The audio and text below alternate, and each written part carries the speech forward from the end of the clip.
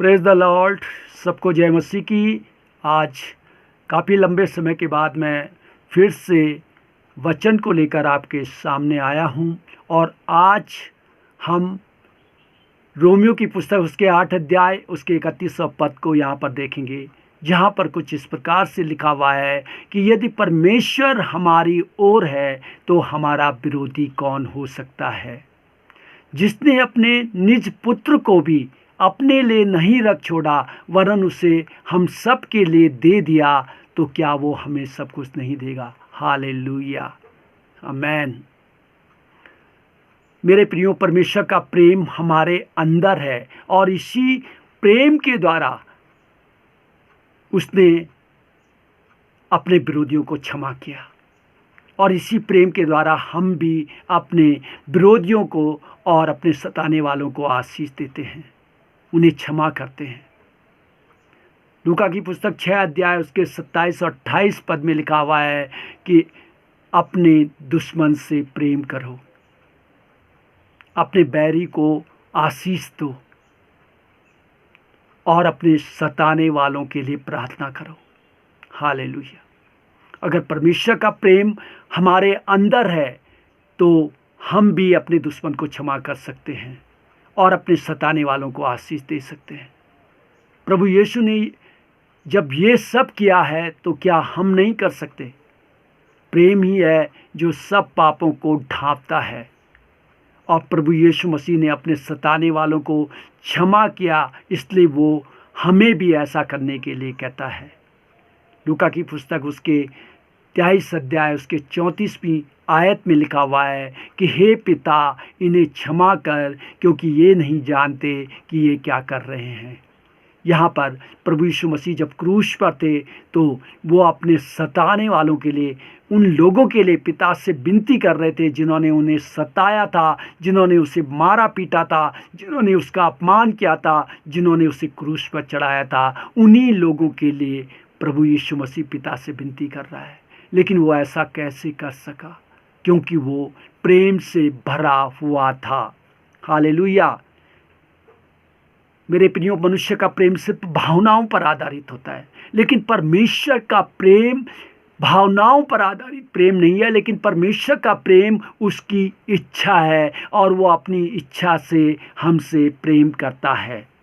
Hallelujah. परमेश्वर हमसे इसलिए प्यार नहीं करता, इसलिए प्रेम नहीं करता कि हमारे अंदर कोई ऐसा विशेष गुण है कि हम प्रेम किए जाने के योग्य है, लेकिन परमेश्वर हमसे इसलिए प्रेम करता है क्योंकि वो हमें अपनी इच्छा से प्रेम करने के लिए चुनता है। परमेश्वर अगर हमारी ओर है तो हमारा विरोधी कौन हो सकता है। सचमुच प्रेम के द्वारा सब कुछ संभव है। अगर आप अपने दुश्मन से प्रेम करते हैं, उसको आशीष देते हैं, तो आपका विरोधी कौन हो सकता है। परमेश्वर का प्रेम तो वो प्रेम है जो कठोर हृदयों को भी पिघला देता है। इसलिए परमेश्वर के प्रेम को जानना बहुत ज़्यादा ज़रूरी है। और आप ये जान लेंगे, जब आप ये जान लेंगे कि परमेश्वर ने क्रूस पर आपके लिए क्या किया है, तो आप उससे प्रेम करने लगेंगे। हालेलुया। पिता का प्रेम बिना शर्तों का प्रेम है। प्रेम के द्वारा ही प्रभु यीशु मसीह ने बीमारों को चंगा किया। प्रेम के द्वारा ही प्रभु यीशु मसीह ने लोगों को बंधनों से छुड़ाया।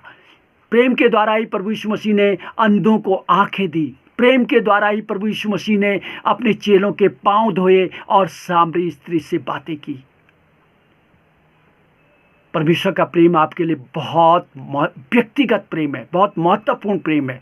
ये महत्व नहीं रखता कि आपने क्या किया है, ये महत्व नहीं रखता कि आप किन बातों को करते हैं, ये महत्व नहीं रखता कि आप कहाँ हैं, ये महत्व नहीं रखता कि आप क्या अनुभव करते हैं, ये महत्व नहीं रखता कि लोग आपके बारे में क्या सोचते हैं, ये महत्व नहीं रखता कि आप अपने बारे में क्या बोलते हैं।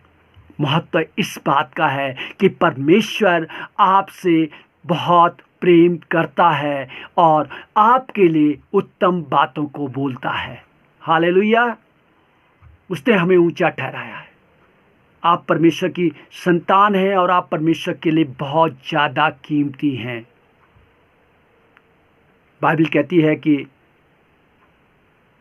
तुम मेरे लिए अनमोल और प्रतिष्ठित ठहरे हो। हालेलुया, क्योंकि मैं तुमसे प्रेम करता हूँ। परमेश्वर की कलीसिया का आधार प्रेम है और इसी प्रेम के द्वारा कलीसिया बढ़ती है। परमेश्वर अगर हमारी ओर है, परमेश्वर हमारे पक्ष में है, तो कोई भी हमें परमेश्वर के प्रेम से अलग नहीं कर सकता है। एक विश्वासी को जीवन और मृत्यु में भी इस प्रेम से कोई अलग नहीं कर सकता है।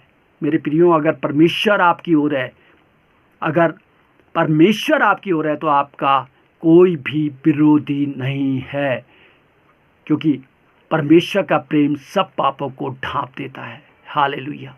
प्रभु इस वचन के द्वारा